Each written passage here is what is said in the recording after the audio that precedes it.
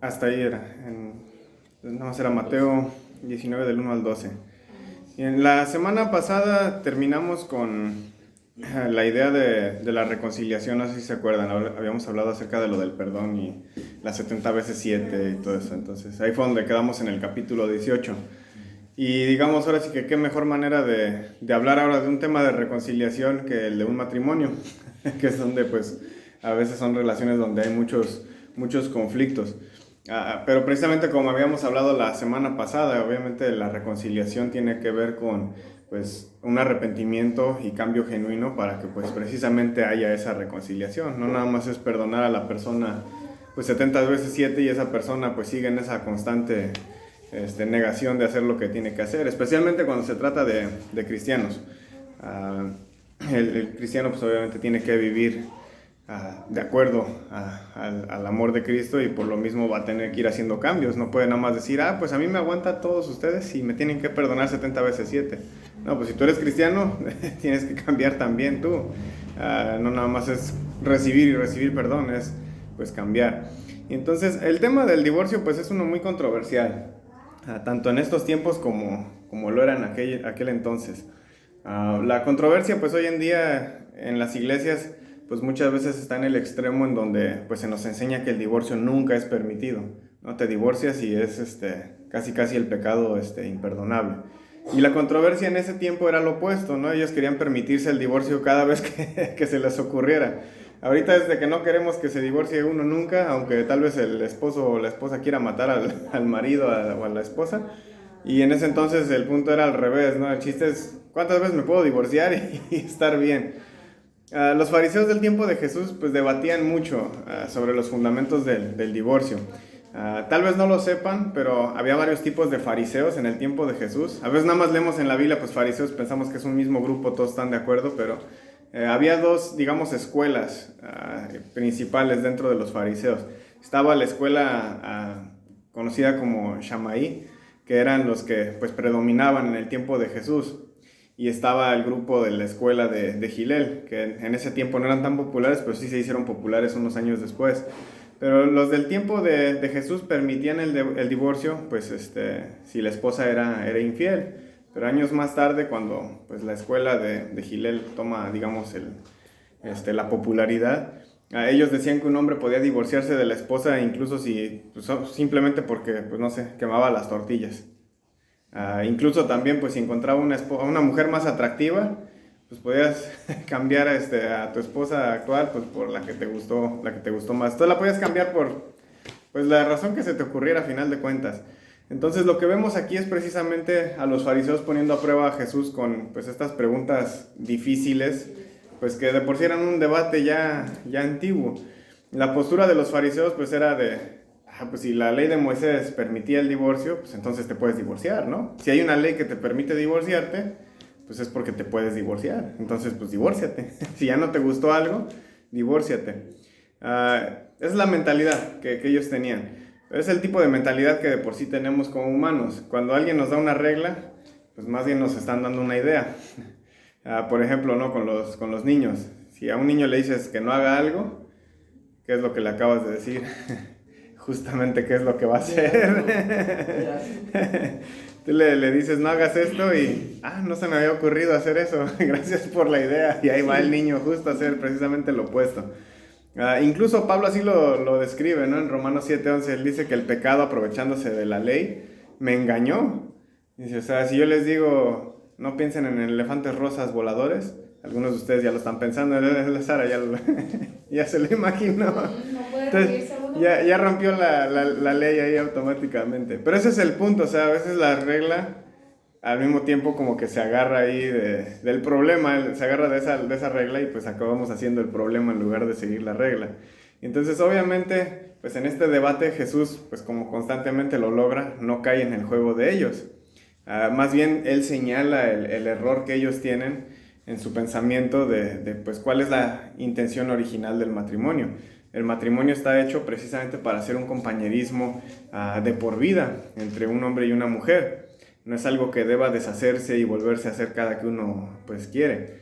En la antigüedad esto de hecho pues significaba algo a favor del hombre, a final de cuentas, porque pues la mujer era pues ya considerada muy, muy abajo.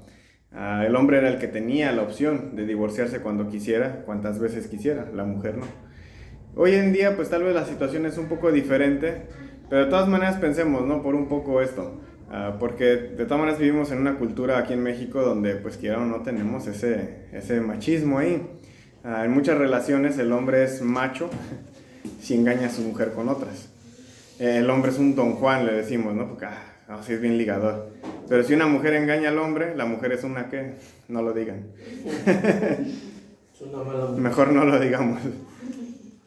Pero la mujer usualmente se le describe de una forma pues despectiva, de una forma fea, por engañar al hombre. Pero si el hombre lo hace, no, pues un Don Juan ese señor. ¿Quién fuera él que tiene como 5 mujeres, ¿no? Como 20 pensiones que pagar? El punto es que en esa cultura, y pues similar en la nuestra, el hombre es quien tiene el derecho a cambiar de mujer pues a gusto. Y la mujer pues simplemente se la tiene que aguantar. Y precisamente Jesús va en contra de ambas cosas. El matrimonio entre un hombre y una mujer debe ser permanente, explica él. Pero también en un matrimonio ambos valen lo mismo. Y precisamente por eso Jesús se va a hablar acerca de la creación. Habla de que los dos fueron creados precisamente para estar juntos. Pero no dice, pero bueno, Adán tenía más valor que Eva. En ningún punto se dice eso. Los dos fueron creados para tener esta igualdad entre ellos. Y la ley de Moisés, pues no es que iba en contra de esa idea. Aunque así lo creían los fariseos, ¿no? Porque, pues ahí está, ¿no? Moisés dio cartas de divorcio, entonces Moisés quería que nos divorciáramos, ¿no? Y Jesús les dice, pues no, eso más bien fue por la dureza de sus corazones de ustedes. Que pues dijo, bueno, ya hay que ceder un poco con este pueblo rebelde. Pero piénsenlo de esta forma, Moisés no está en contradicción con lo que dice Jesús, pero piénsenlo de esta forma.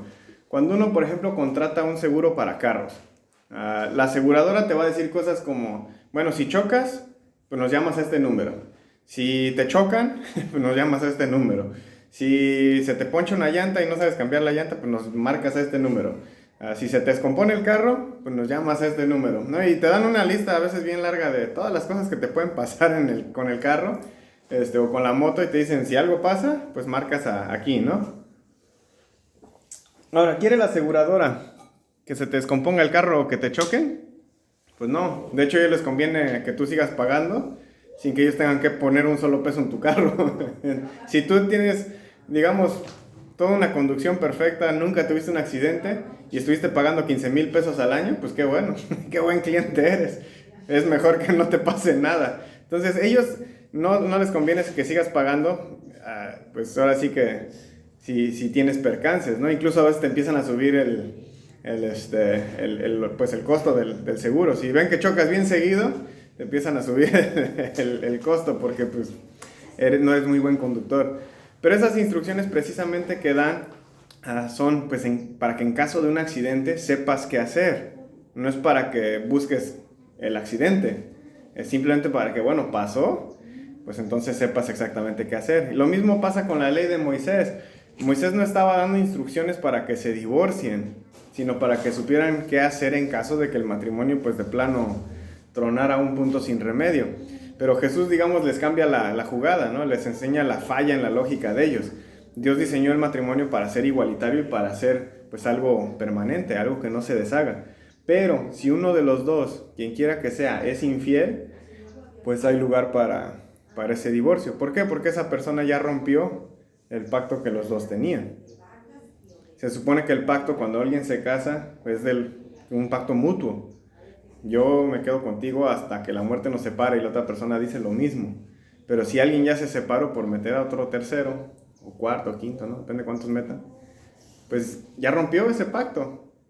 Ya tronó esa relación. Entonces Jesús dice, bueno, si esto pasa, la persona pues se puede divorciar. Obviamente, con lo que entendemos de la narrativa general de la Biblia, sabemos que siempre debe de haber esa opción de perdonar y restaurar mientras se pueda. Y fue lo que vimos la semana pasada. Uno como cristiano tiene que buscar la opción de estar abierto a la reconciliación. Pero aceptar al infiel en la relación pues significa que sí, te perdono tu infidelidad, pero ya deja de ser infiel. Si nada más te perdono, pero él sigue siendo infiel, bueno, pues no está cambiando nada. Entonces realmente el pacto sigue roto, porque pues él sigue haciendo lo que quiere y el único fiel pues es el que se queda en casa, ¿no? Y entonces Precisamente Jesús está diciendo, pues eso no es el caso. Tenemos que buscar la reconciliación, pero si la otra persona no cambia pues hay una infidelidad aquí de por medio, pues la persona sí se puede separar de la persona infiel. Y Pablo incluso permite un poco más. Si leemos, por ejemplo, 1 Corintios 7, él dice que si pues tú eres creyente y tu pareja pues no es creyente y el no creyente te quiere abandonar, Pablo dice pues también, déjalo ir. Si realmente no quiere estar contigo porque precisamente estás con Dios, pues deja que esa persona se vaya. Entonces Pablo incluso permite un poquito extra ahí en el divorcio, ¿no? Pero incluso en ambos casos la norma cristiana pues sigue siendo que el matrimonio pues dure para siempre. Se debe de hacer el esfuerzo para que el matrimonio dure siempre. Pero hacer el esfuerzo no significa que el infiel, el grosero, el violento de la relación diga, ya ves, pues me tienes que perdonar y aguantar de por vida. No, si quiere que la pareja se quede a su lado por siempre, pues debe de cambiar ciertas cosas. De lo contrario, pues ni Jesús ni Pablo van a juzgar el divorcio en esos casos. Ni nosotros como iglesia deberíamos de juzgar un divorcio en esos casos. Debemos de cuidar a nuestra pareja, porque de hecho pues el matrimonio es uno de los principales lugares donde se refleja la imagen de Dios. Jesús, si se dan cuenta ahí en el versículo 4, citó Génesis 1:27, que es precisamente en donde se habla que en conjunto, en unión, fuimos creados a imagen de Dios. El versículo dice que Dios creó el hombre y mujer a imagen de Dios. Es en unión estas dos personas que estamos reflejando esa imagen. Por eso es que en el matrimonio somos una sola carne.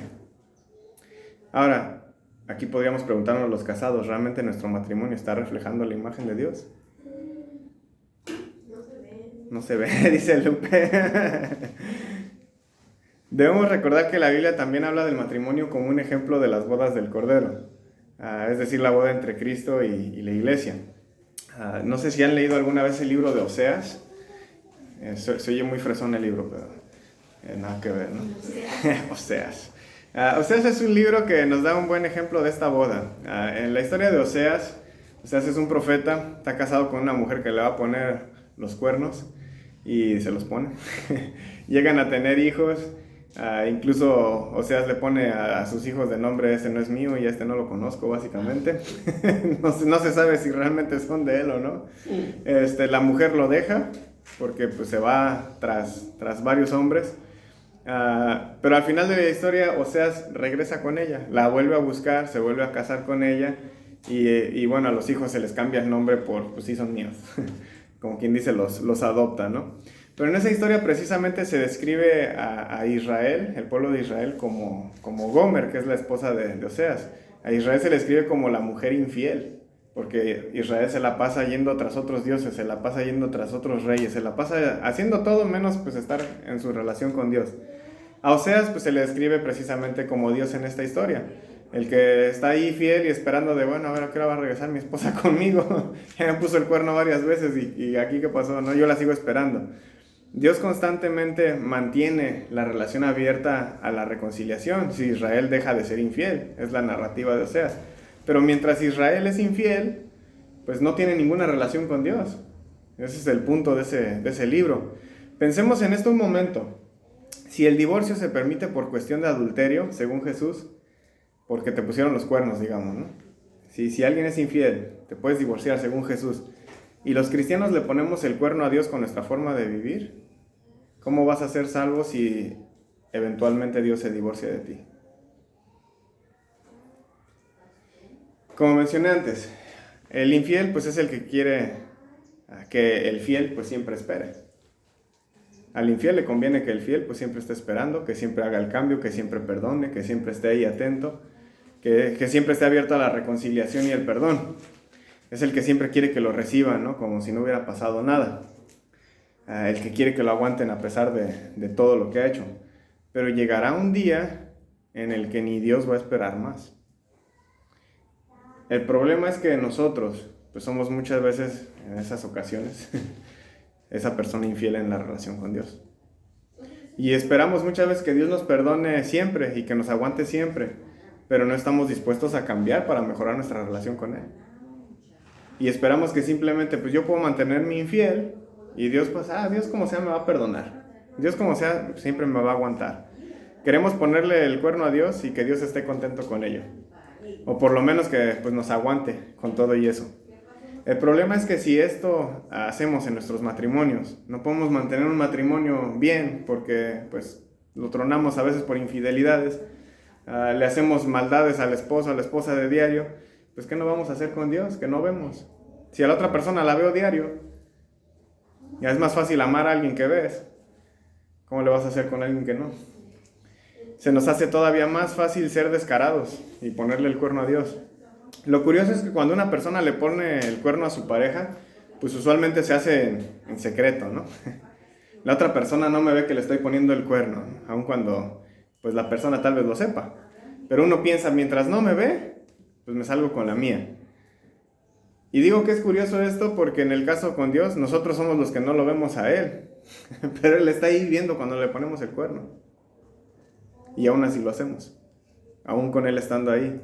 Si estuviéramos conscientes de que Dios está ahí en todo momento, no echaríamos a perder nuestra relación con Él, ni echaríamos a perder nuestra relación con nuestra pareja.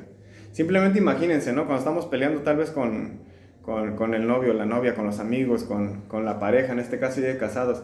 Si realmente estuviéramos conscientes de que Dios está ahí al lado, ¿realmente nos pelearíamos al grado que a veces nos peleamos?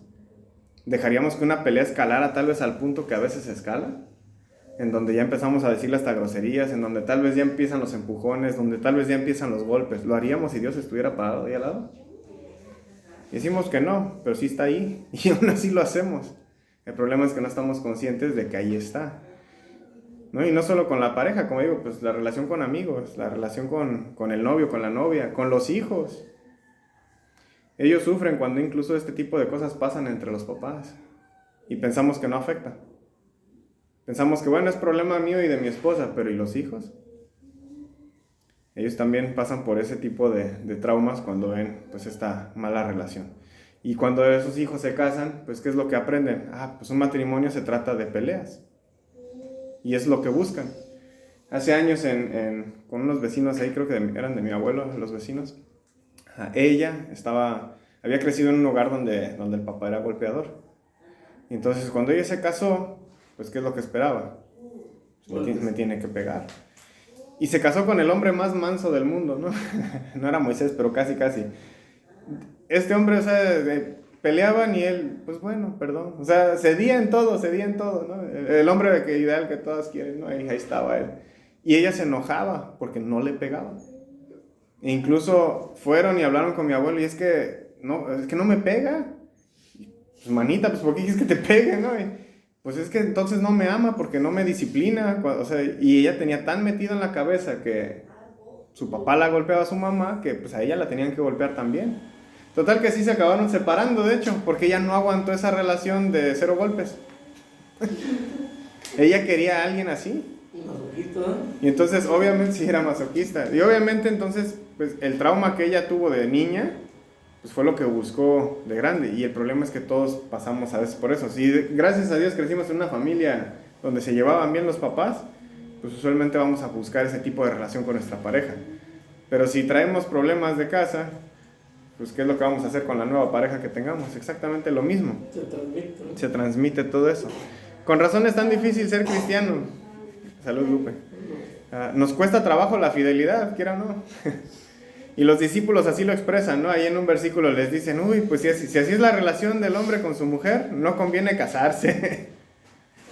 Y algunos de ellos ya están casados, ¿no? Pero dicen, no, pues no conviene casarse. Sí, es la mentalidad ahí, ¿no? Y esa es la estación, ¿no? En su mentalidad es más fácil cambiar de mujer que ser buen esposo. Es más fácil cambiar de mujer que tener una buena relación con su esposa. Esa es la mentalidad que tienen ahí los discípulos. Por eso Jesús les contesta hablando de eunucos. Y a veces uno dice, pues, ¿por qué de repente da el cambio, ¿no? De empezar a hablar de eunucos. Y dice, algunos así nacieron, algunos pues así los hicieron. Cuando es un eunuco, pues eran las personas de aquel entonces que les cortaban los testículos para usualmente dedicarse al templo. Y pues obviamente no podían tener sexo ya. Y entonces Jesús dice, algunos así nacen, a otros pues obviamente los hacen cuando les cortan ahí. Y otros pues simplemente deciden pues no tener, digamos, pues sexo, no deciden no casarse. Jesús pues es un buen ejemplo. Él decidió no casarse para dedicarse tiempo completo a Dios. Entonces el celibato no es malo. A veces como que nos vamos a ese otro extremo tal vez de pensar que es que si no te casas, pues ¿qué vas a hacer de tu vida? Y tenemos a veces esa mentalidad de que la meta del humano es pues casarse y tener hijos y morir. Pero el celibato también es bueno. Pablo incluso también lo llega a recomendar, ¿no? En 1 Corintios les dice, si pueden, pues no se casen. Evítense todo este asunto, ¿no? Pero el punto de no casarse no es nada más para evitar a veces problemas o que es porque es difícil tener relaciones. Porque de todas maneras las relaciones con humanos las vamos a tener siempre. El punto tanto de Jesús como el de Pablo de si puede no casarse es precisamente para que tengas tú la disponibilidad de tiempo para trabajar para Dios. No nada más para tener tiempo para ti. Entonces la soltería es buena y debería ser aprovechada para Dios. El problema pues es que muchas veces no la aprovechamos. Desgraciadamente nos cuesta trabajo ser fieles a Dios incluso en nuestra soltería. Los casados a veces ponemos de pretexto eso, ¿no? Y precisamente ese es el punto de Pablo y de Jesús. A veces decimos, no, pues es que de casado ya no tengo tiempo, tengo que salir a trabajar, tengo que llegar del trabajo, tengo que llegar pues todavía con los hijos, tengo que hacer esto, tengo que hacer aquello. Pues no hay tiempo, ¿no? Para hacer nada. Y pues Dios queda al final, ¿no? Pero de solteros tampoco tenemos tiempo para Dios, porque queremos el tiempo para nuestra juventud. Cuando uno ya está viejo, pues tampoco ya no tenemos tiempo para... Bueno, tal vez tenemos el tiempo para Dios, pero ya no tengo la salud ni las fuerzas para hacer nada. Ya lo dejamos al final otra vez. Y entonces esto que acabo de describir precisamente es una vida egocéntrica. Nunca damos nada a Dios. No en la juventud porque no tengo... pues yo quiero mi soltería. No en la adultez porque pues no tengo tiempo. No en la vejez porque pues ya no tengo fuerzas. ¿De quién se trató toda esa vida? Pues de mí. ¿Y Dios? Pues al final, ¿no? Pero como cristianos pues sabemos que esto no debe ser así, ¿no? Estás soltero, pues dale tiempo extra a Dios, en lugar de las redes sociales, por ejemplo. Estás casado, pues denle tiempo a Dios tal vez como familia. Háganlo parte de la actividad familiar. Si estás viejito, pues dale tiempo a Dios aconsejando a los jóvenes, precisamente aprovechar esa soltería para Dios, enseñándole a los matrimonios jóvenes a pues, vivir un matrimonio para Dios. Acostumbrémonos en todas las edades, en todas las etapas en las que pasemos, a dar tiempo a Dios, a ser fieles a Él. La relación que tenemos con Él se va a reflejar en nuestra relación con los demás. Dice 1 de Juan 4:20 que si alguien dice yo amo a Dios, pero odia a su hermano, pues es un mentiroso. Porque el que no ama a su hermano, a quien ha visto, pues no puede amar a Dios a quien no ha visto. Si tus relaciones como soltero son problemáticas, revisa tu relación con Dios, algo está fallando ahí. Si tu relación con pareja es problemática, revisa tu relación con Dios, porque también algo está fallando ahí. Si tu relación con tus hijos es problemática, si tu relación en el trabajo es problemática, la relación que se les ocurra, si es problemática, revisen su relación con Dios, porque algo está fallando ahí. Si no sé amar a mi esposa, es porque yo no sé amar a Dios. Al no amar a mi esposa, al no cuidar de ella, no solamente yo estoy descuidando mi relación con ella, sino que estoy siendo infiel a Dios también. Entonces son dos relaciones que estoy tronando por estar tronando una. Y así es con las demás relaciones también. Entonces hay que revisar nuestra relación con Dios y hay que revisar nuestra relación con los demás también. Hagamos los cambios necesarios para mejorar en esas relaciones.